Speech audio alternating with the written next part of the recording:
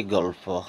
এক ছেলে ট্রেনে হেঁটে হেঁটে কিন্তু স্টেশনে ঘুরে ঘুরে ভিক্ষা করত এবং এক স্টেশন থেকে আরেক স্টেশন। একদিন ভিক্ষা করতে করতে দেখে ট্রেনের এক ক্যামেরায় এক ভদ্রলোক বসে আছে। ভদ্রলোককে জিজ্ঞাসা করলো, আপনি কোথায় যাবেন? ভদ্রলোক বলছে যে আমি দিল্লিতে যাব। তখন বলছে যে আমাকে একটু ভিক্ষা দেবেন।